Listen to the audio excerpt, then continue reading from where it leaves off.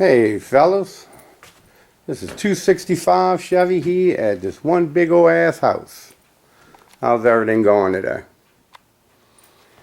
Today is Wednesday, October 28th. I want to give y'all a little update. Okay, let's see. Got all the insulation in, just got finished doing that. Guess y'all can see that, sorry about the glare. But all the insulation's in on all the walls, all the outside walls. I'm not going to insulate the inside walls. Got the flooring down. The floor that you look right there, some refurbished wood from old houses that been torn down. What you're looking at right there, it's about $6 and something cents a square foot. Right there, it's probably almost close to 300 bucks. Stuff ain't cheap. It's an old pine, like 150-year-old pine, but it matches this floor pretty well. So that's all in. Had to put some pieces in. Kind of messed up there. See the little gap, but I guess we just have to fill that when the floor gets sanded. Put those pieces in. Over here, put a piece in right there. And then we had I don't know if y'all remember in one of the videos, that's where that old gas line came out. And put the pieces in right there.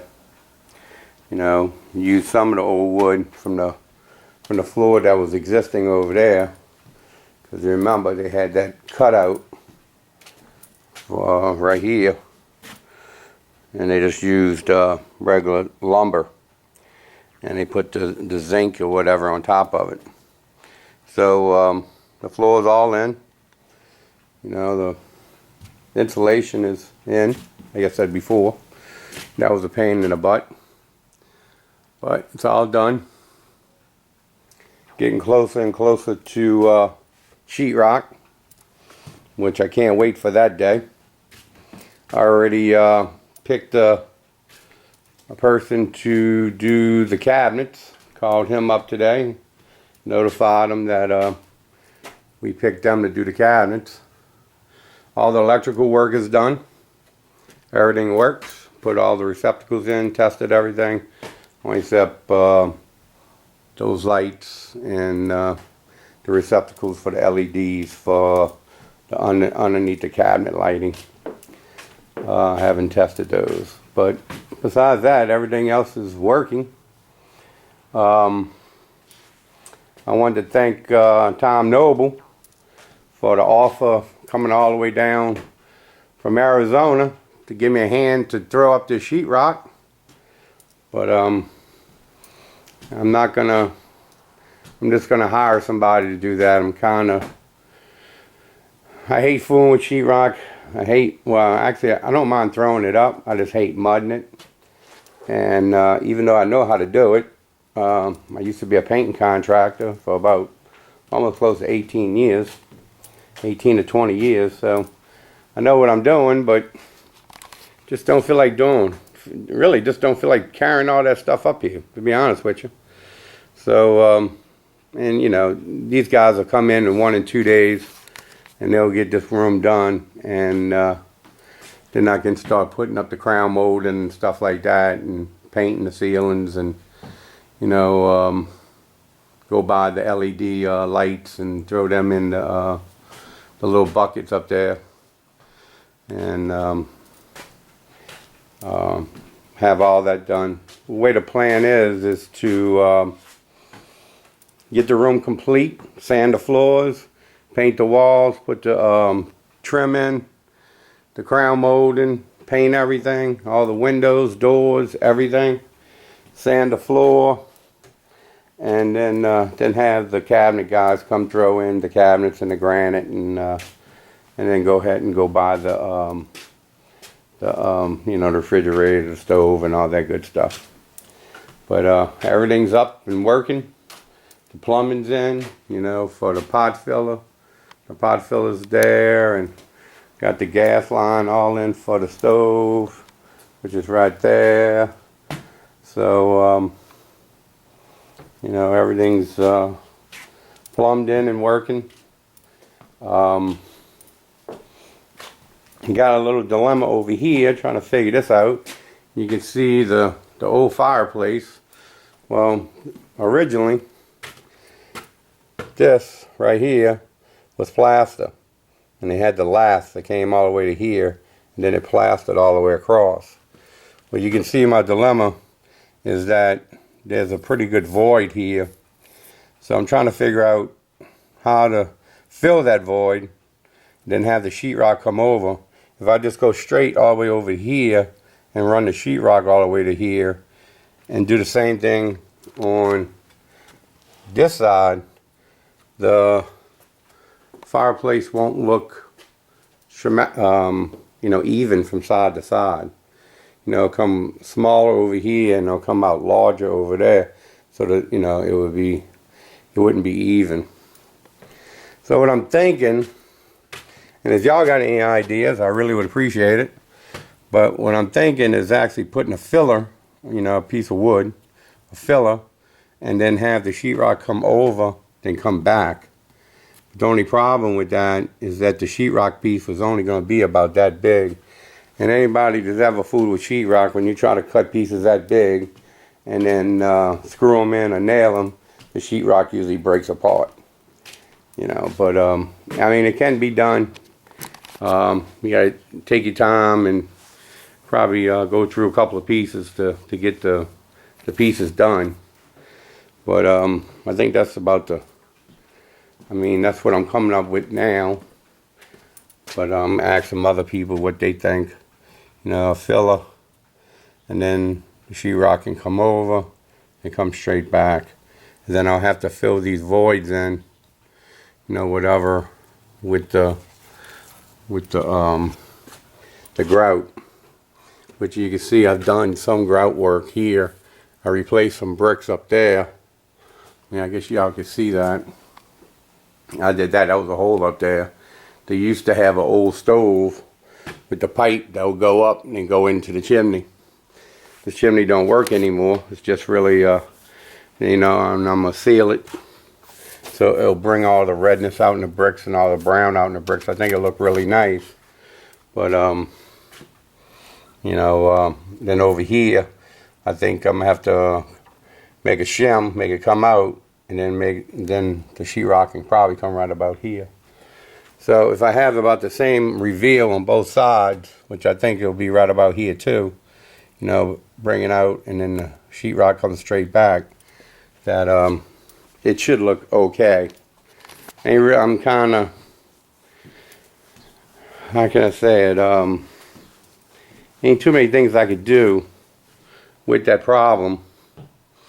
Like I said, if anybody has any ideas, throw it out at me. I would love to listen. I got the TV thing in. That's all up in. The wires are in. That's Cat 6 cable for the TV, for the computer, and DVD and all that other stuff that's going to go in the other room. So we can watch TV or watch movies up in here. And like I said, in my family, this is pretty much where we spend a lot of our time. We hang out in the kitchen, and my daughter and my wife likes watching other stuff than I like watching, and then I'll be able to watch YouTube videos on a good 65-inch TV. So y'all gonna be big time. I'll be watching y'all in the big screen. But been watching a lot of videos. Y'all have a lot of projects going along. They're looking good. I just want to let y'all know that I'm still watching. I want to thank all my subscribers for staying with me. I know I haven't been making a lot of videos, but really there's really not too many videos to make. It is what it is. Now I got to try to get all the rest of the lath in, put it all back in. And the reason why for that, a lot of people ask me that, why you keep it in there. Because this house is a balloon construction. It actually gives strength to the house. Plus, none of these old timbers are all somewhat uneven. So, what what they do, they use lats to come across, and this is what makes it all nice and straight. So if you don't put that back, you would either have to 2x4 it and to get a plumb line so it'll be even from board to board, or you put the lat back, it's already even, because this is what they use when they put the plaster in. So the plaster was all nice and straight, so they pretty much did the work for you. It's going to take a little time to throw most of it back up, but all of it don't have to go up. It's just enough that that you don't have a big void from here to say here when you're putting the sheetrock on top of it. And it kind of keeps the reveal. You know, I want to keep the reveal of all the side pieces, so well, again, you can't see that. Maybe here, the side pieces. You know, if you see if I can zoom in on here. If it's the lap plus ½ inch, it'll come out to right about here, so you still have all this showing, so that could be painted. Oh, excuse me. But that's it for today, fellas. Just wanted to give y'all a quick little update and how everything's coming. Hopefully the next video I'll make, it'll be all sheetrocked, which will probably be in a couple of weeks or whatever. Haven't worked on any of the cars, haven't really done anything in that, haven't done anything in the garage or anything besides going to get tools out of it. So, you know, this is my life. So I've turned into a car guy, into a DIY home guy. But that's okay. It's all going to be all good for a good cause. And, you know, got to make the wife happy and give us a better place to live. So just the whole point. It's been a lot of work. We've done a lot. I mean, y'all know that. I mean, I pretty much rewired the whole back part of the house, ran new gas lines.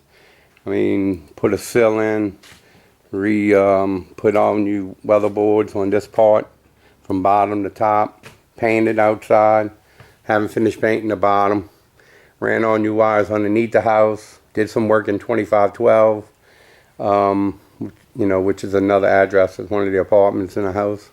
Did some work up in there.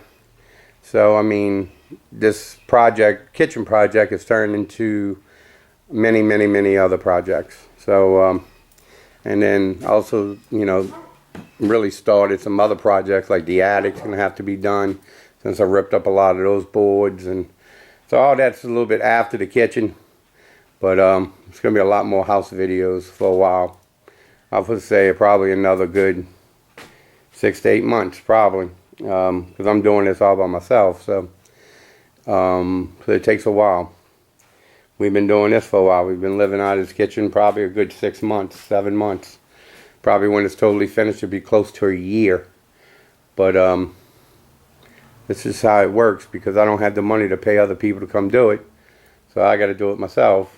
And when you do it yourself, you know, you kind of go a little bit further than what they would do. You know, you kind of make sure all the wires are tucked in. You make sure it's all neat and nice job, and kind of go a little further than what they would do. So, and plus sometimes you just run out of steam. You just kind of run out of steam.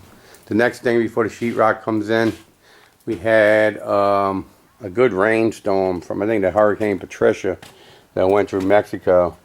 Well, it rained, so this is not caulked yet, and I think the water was going in here and it was coming inside.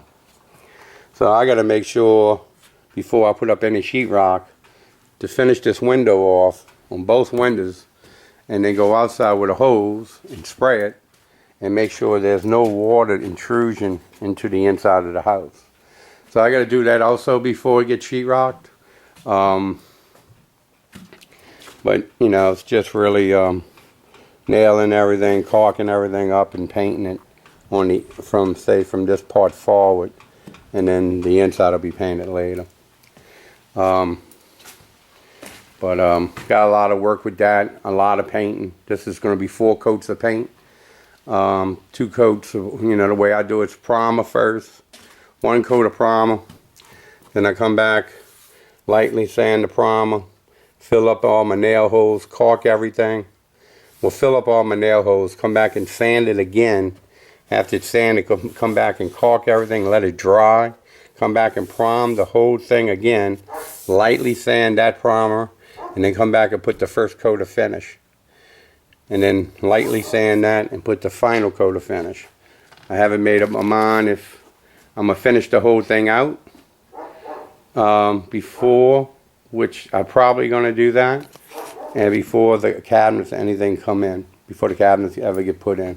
Because I really don't want to be up in here painting and stuff after the floors are done and stuff like that. I'd rather have all that done first. So if any paint gets on the floor or whatever, it'll be sanded off, and and we will have and what I'm hoping is that the floor turns out like this. That's what hopefully the color of the floors will be. Now the color of the cabinets are going to be cherry. Got a lot of design in it. Transit windows. Was looking at Wild Eye Northern Boy. I'm going to attempt to put sand it with a sandblaster and put a design into the transit windows. All the doorknobs have been done already. That's all brass, so all those are going to be put on. The hinges are already done. Already sandblasted all of them and put them in a coat of clear and everything, and that's going to be a stainless steel finish. So it should come out nice. Got a lot more work to do, so let me get off of this camera and get back to work. I'll talk to you later, fellas, and y'all have a great week, and happy Halloween. Y'all be safe out there, and give a lot of trick-or-treat candy out. Later. Bye.